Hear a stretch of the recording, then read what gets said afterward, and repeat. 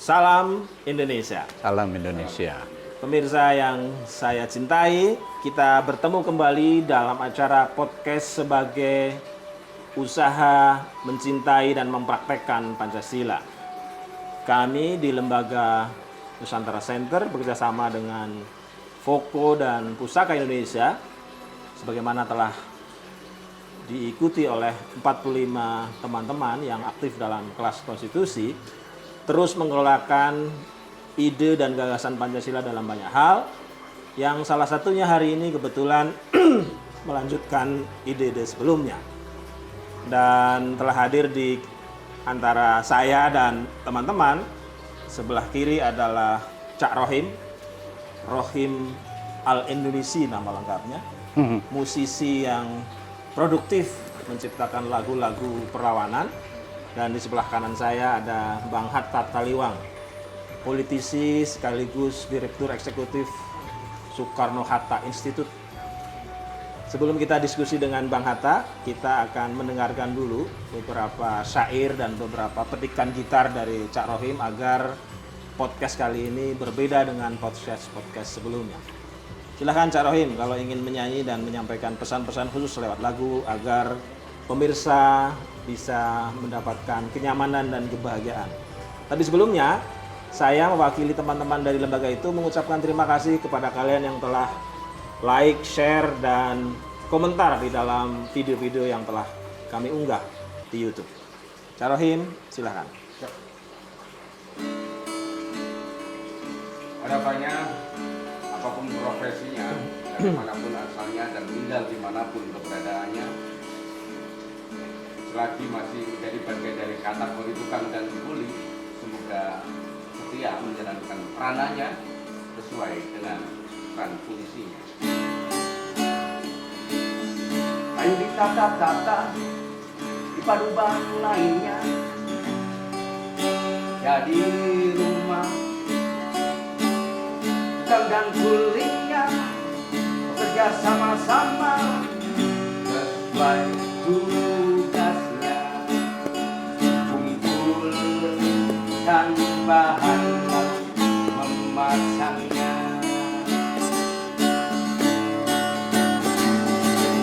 Fondasi dan dasarnya ditanam secukupnya sesuai ukurannya, memasang simbol adatnya, bendera merah putihnya pada punggungnya, dirikan rumah sesuai desainnya.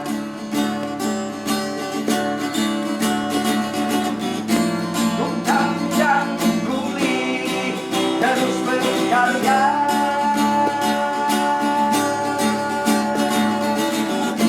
bekerja keras dengan semangatnya.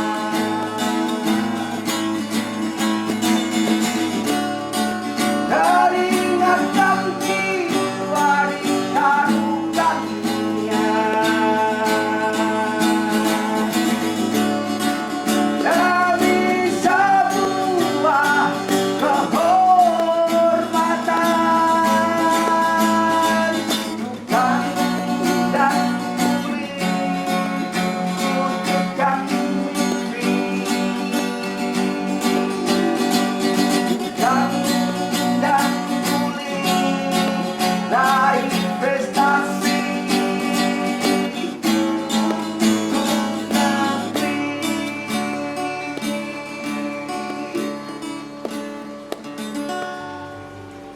Terima kasih Cak Rohim. Saya senang sekali dengan lagu ini Syair-syairnya. dan berharap orang-orang kayak Cak Rohim ini tumbuh, berkembang, dan banyak, karena akhir-akhir ini kita melihat musikus kita, sastrawan kita, budayawan kita itu sudah kehilangan elang pemberontakan. Semoga-moga Cak Rohim terus tumbuh sifat dan sikap revolusionernya berbasis Pancasila sehingga syair-syairnya bisa menghentak dan membangunkan warga negara yang sedang terlelap oleh Kawasuba.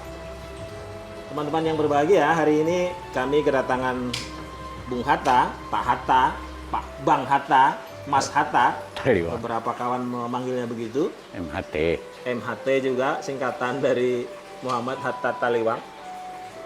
Dan kita akan bincang soal kepemimpinan nasional dan nanti setelah selesai Cak Rohim bisa menyanyikan lagu yang lain.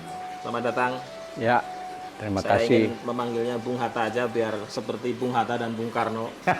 Terasa lebih muda dan punya gagasan besar. Ya, insya Bung Allah. Hatta, hari ini kita akan bicara soal kepemimpinan nasional berbasis Pancasila. Ya. Nanti saya tanya beberapa, Abang bisa jelaskan kepada kita agar teman-teman di Pusaka Indonesia, di Nusantara Center dan di Foko bisa dapat narasi-narasi lain dari sekedar yang ada dalam buku-buku dan beberapa hal yang mereka dapat dari orang lain. Ya.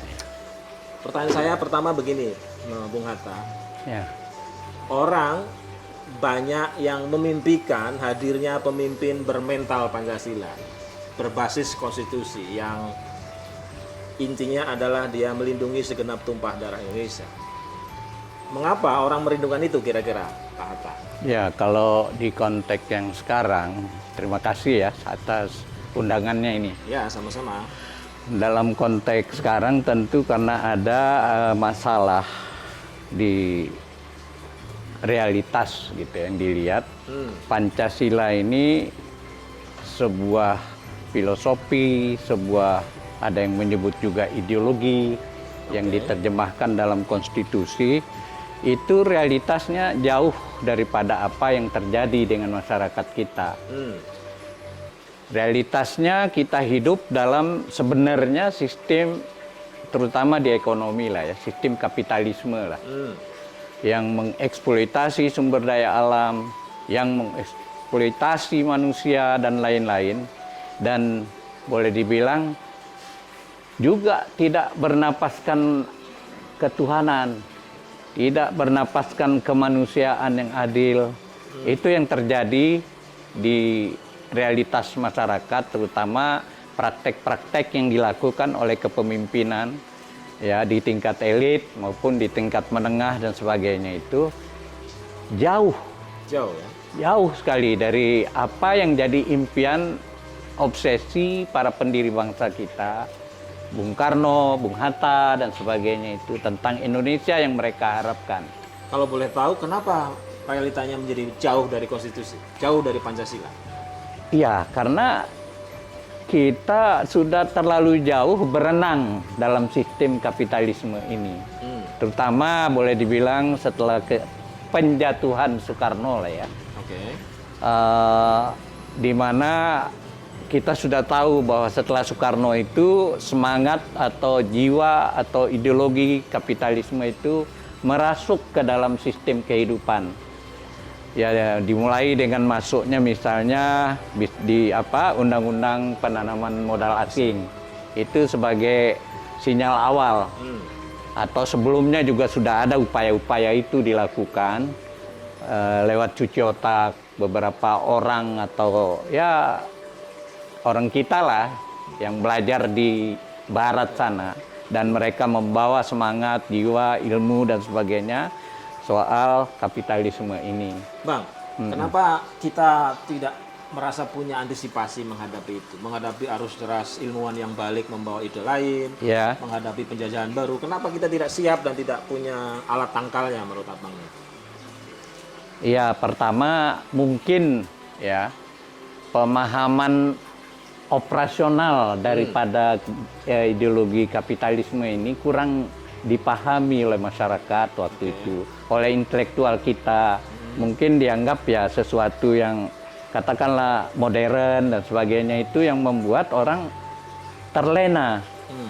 Jadi tidak sadar bagaimana, karena mereka seperti Bung Karno bilang, neokolonialisme atau kaum imperialis itu lihai sekali. Bung Karno bilang setelah penjatuhannya kan bilang ada 3 kelompok yang menjatuhkan menurut versi dia. Satu, oknum-oknum keblinger dari tentara. Yang kedua, oknum keblinger dari komunis, PKI. Dan kelihean kaum Nekolim gitu. Di situ tersirat bahwa memang halus cara mereka itu. Barangkali diawali dengan pencucian otak dan sebagainya lewat pendidikan-pendidikan yang dikirim ke barat dan sebagainya waktu itu yang tanpa sadar mempengaruhi dan mereka menjadi elit di sini lalu menjadi panutan dan sebagainya satu persatu mereka itu terseraplah ke dalam pikiran-pikiran itu. Jadi kita kalau lemah. menurut Hatta, Bung Karno itu membayangkan pemimpin nasional itu yang kayak apa biar bisa melawan operasi yang tidak banyak diketahui oleh banyak orang itu. Jadi kalau kita lihat kan Bung Karno sejak awal bilang apa yang disebut sebagai Trisakti itu loh. Dalam kebudayaan, berdikari dalam ekonomi, berkepribadian dalam kebudayaan, mandiri dalam politik lah, gitu ya. Kira-kira begitu. Nah, semua spirit itu terjemahannya itu kurang ditangkap. Ada kesenjangan antara apa yang dipikir Bung Karno dengan orang-orang yang ada di sekitarnya waktu itu mungkin kurang dalam penjabaran sehingga tidak teroperasionalisasikan dengan baik gitu loh. Tapi kan dia kemudian punya anak yang jadi presiden, punya partai yang menang pemilu, yang ideologinya itu marhen, ideologinya nasionalis. Masa nggak bisa juga? Lah itu yang kita bingung juga. Mungkin ada penyusupan luar biasa dari kelompok-kelompok katakanlah kelompok yang anti terhadap pikiran bapaknya itu lalu mencuci otaknya sehingga ada semacam anggapan bahwa sebenarnya anak biologi doang gitu loh. Yang dianggap sebagai anak ideologisnya itu ya barangkali Rahmawati. Yang lainnya itu ya sekedar anak biologi aja gitu. Jadi tidak terlanjutkanlah pikiran-pikiran itu. Sementara Rahma sendiri, ya mungkin situasi kondisinya dan sebagainya tidak mampu juga untuk bertarung. Kalau seperti itu kita harus berharap sama siapa nih? Di tengah arus deras kolonialisme baru, arus deras neoliberalisme itu. Kita harus berharap pada siapa supaya pengetahuan abang ini, pengetahuan beberapa ilmuwan bahwa kita masih dijajah ini bisa ya katakanlah bisa dibendung lah minimal gitu.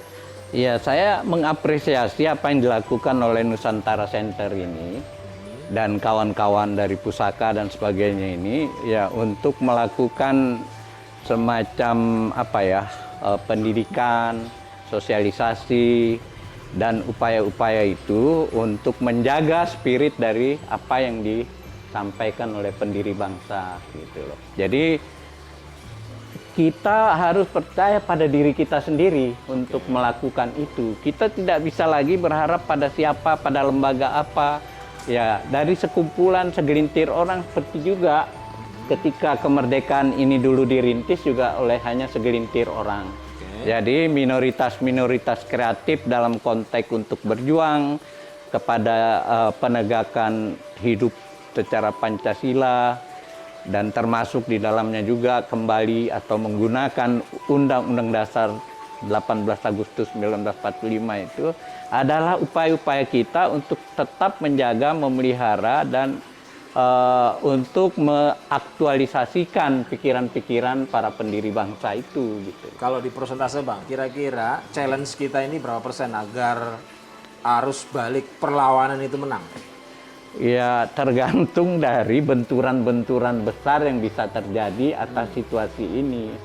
Kalau misalnya katakanlah rakyat secara masif merasakan penindasan ini sebagai penderitaan, ya maka arus baliknya juga, perlawanan baliknya dan itu kesadaran untuk kembali ke pikiran pendiri bangsa itu akan besar juga gitu. Barangkali sekarang seperti beberapa kawan bilang, ya biarin aja hancur dulu lah. Nanti di tengah kehancuran itu kita bangkit, kira-kira begitu. Ada yang pikirannya sangat ekstrim seperti itu. Sebab kalau kita mau melawan dengan kondisi sekarang, ya tarafnya masih gerilya. Apa yang dilakukan oleh Nusantara Center dan sebagainya atau saya juga dengan institut saya dengan berbagai cara itu tarafnya masih gerilya lah. kita. Kalau kita pakai patokan Undang-Undang Dasar yang di amandemen aja coba Bang. Ya. Beri kami penjelasan. Apakah itu bisa dijadikan alat dan trigger untuk mengukur kekuatan-kekuatan anti imperial ini bisa memenangkan ya let's say minimal pada Pilpres gitu. Kira-kira bagaimana itu? Jadi begini, kan korban daripada amandemen UUD 45 itu pertama kan turunnya status lembaga tertinggi negara. Oke. Yang membuat tanda petik kita nggak punya raja di negara ini. Kan sebetulnya kedudukan MPR itu kayak raja lah ya. Yang bisa mengontrol presiden dan bisa mengontrol lembaga tinggi lainnya. Lalu mengharmoniskan hubungannya untuk mencapai cita-cita negara lewat GBHN. Oke. Kan gitu. Yang kedua, masalah yang ditimbulkan itu adalah adanya di Undang-Undang Dasar 2002 itu tentang Pilpres langsung. Ya. Di mana kita tahu bahwa dengan sistem itu akhirnya bisa dikendalikan oleh pemilik modal. Pemilik modal melahirkan boneka. Oke. Boneka-boneka inilah yang mengatur kita sekarang kan. Nah, harapan yang itu antara lain, belum lagi sistem ekonomi dan sebagainya yang menjadi sangat kapitalistik kan. Oke. Belum lagi bolehnya warga negara mana saja bisa jadi presiden, itu kan juga masalah. Karena dulu kan riwayatnya kan harus orang Indonesia asli, tapi itu sangat sensitif kan kalau didalami. Nah, yang mungkin kalau kita bisa berharap dari sistem yang konstitusi yang ada itu, ya kecelakaan sejarah lah. Kecelakaan dalam bentuk siapa tahu orang yang terpilih ini minimal masih punya kebaikan, nilai-nilai kebaikan, bisa ada sentuhan soal-soal masalah strategis bangsa ini yang akan membuat dia tersadar dan maulah kembali kepada jalan yang lebih baik. Karena di dalam kepresidenan ini kalau yang terpilih orang yang baik misalnya, itu kita bisa berharap diskresi dari seorang presiden. Banyak diskresi-diskresi yang mungkin tidak eksplisit ada di undang-undang atau di undang-undang dasar, tapi bisa dilakukan. Kearifan, kebijakan dari dia itu seperti juga Jokowi sekarang kan suka-suka aja. Tiba-tiba mau memindahkan ibu kota yang menurut saya itu kan porsi di MPR harus dibahas kan. Nggak cukup oleh dia sendiri atau sekelompok itu. Pindah ibu kota, seolah isu besar. Nah, kalau ada pemimpin yang sebaliknya bisa membalik keadaan-keadaan itu, yang itu dengan diskresi yang dia miliki, barangkali ada harapan kita. Saya boleh sebut seseorang misalnya ya capres yang ada yang sudah eksplisit di dalam konstitusi partainya dan ingin kembali ke UUD 45 itu salah satunya Prabowo.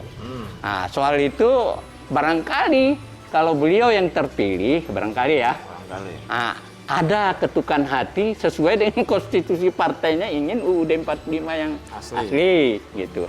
Atau kita tidak tahu misalnya salah satu dari yang dua itu apakah Anies, apakah si Ganjar, tiba-tiba dia melihat realitas ini begitu pahit, dengan memakai konstitusi yang ada ini Indonesia nggak ada harapan dan rakyat tetap terjajah, negara akan jadi macam-macam runtuh dan sebagainya. Mereka barangkali juga terketuk karena mereka juga telah dididik dan besar di dalam iklim pendidikan Pancasila dan sebagainya. Jadi itu keajaiban. Tidak kita bisa berharap lewat revolusi dan sebagainya, karena revolusi sudah kita kaji nonsen gitu loh Mas. Jadi hanya bisa berharap dari konstitusi yang ada itu ya diskresi hasilnya gitu loh. Ya ini nggak tahu benar apa salah ini namanya juga usaha. Menarik ini sebenarnya. Iya. Hipotesisnya. Sebelum kita tutup, saya ingin satu jawaban yang singkat saja. Ya. Bung Hatta ini percaya bahwa Indonesia akan 100 tahun atau lebih dengan komposisi di mana banjir pengkhianatan luar biasa, banjir orang bohong luar biasa, banjir penghancuran konstitusi luar biasa, banjir pengkhianat luar biasa. Itu kira-kira seberapa optimis? Aduh, saya sendiri kan paling sering menulis bahwa dengan kondisi yang sekarang ini, saya punya feeling jangan-jangan kita menuju Singapurisasi Indonesia gitu loh. Jadi konstruksi Indonesia itu seperti nasib Singapura yang tadinya mayoritas Melayu, kerajaan Tamasek, ya kan? Tiba-tiba kok jadi negara yang tidak mengajarkan bahasa Melayu, saya dengar. Gitu loh. Jadi itu yang paling saya khawatir. Karena kalau saya ditanya, gimana hari depan Indonesia? Saya nggak jawab ilmiah. Saya hanya bilang, lihat aja gedung-gedung pencakar langit yang ada di semua kota besar Indonesia. Itulah yang punya hari depan. Itu secara sederhana saya. Ya kita punya gubuk. Gimana? Yang punya hari depan itu yang punya gedung-gedung mewah itu. Kira-kira begitulah penyederhanaan pandang saya Indonesia ke depan kalau terus dengan linear seperti sekarang ini. Makanya perlu gerakan kuantum itu. Itu. Ini foto saya yang menarik yang saya harap teman-teman bisa merenunginya ya. Jadi kalau proses kolonialisme baru ini terus berlanjut, maka gedung-gedung besar di jalan-jalan besar itu hanya milik non-pribumi. Hanya milik mereka yang berkuasa dan mereka lah kemudian yang menjadi MPR-nya negara Indonesia. Sebaliknya, gerakan-gerakan ini yang sadar akan Pancasila dan membesar, pastilah akan berbeda hasilnya dengan apa yang sudah kita kerjakan. Teman-teman yang berbahagia, sebelum saya minta Cak Rohim menyanyi, ada satu joke di antara ilmuwan yang mungkin bisa kita jadikan semacam satir kehidupan. Jadi kalau ilmuwan Asia Tenggara itu bertemu, maka teman-teman dari Singapura selalu mengatakan Indonesia punya masa lalu. You have the last. Tapi mereka akan mengatakan juga you haven't the future. Kamu nggak punya masa depan. Singapura, we haven't the last. Kami nggak punya masa lalu. Kami nggak punya candi, kami nggak punya dam, kami nggak punya hal-hal yang menakjubkan seperti Indonesia. But we have the future. Kami punya masa depan. Kami nggak punya masa lalu, kami punya masa depan. Anda dari Indonesia punya masa lalu, tak punya masa depan. Semoga podcast-podcast ini akan membuat kita tersadarkan bahwa we have the past and we have the future. Cak Rohim, kami minta satu lagi lagu agar pencerahan ini bisa lebih mendamaikan hati dan membangkitkan revolusi.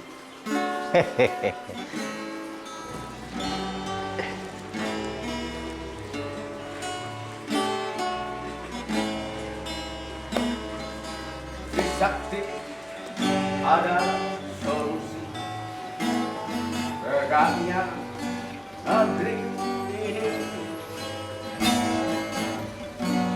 Wujud mandiri dan merdeka bukan hasil diktean sini sana, apalagi dari tetangga sebelah.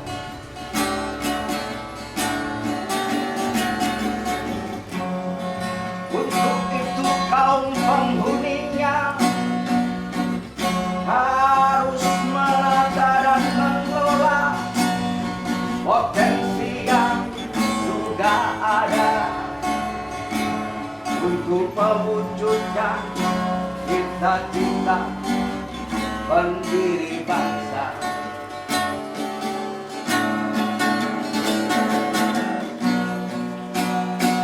Bahwa Trisakti adalah jawabannya dan syarat Indonesia menjadi mercusuar dunia.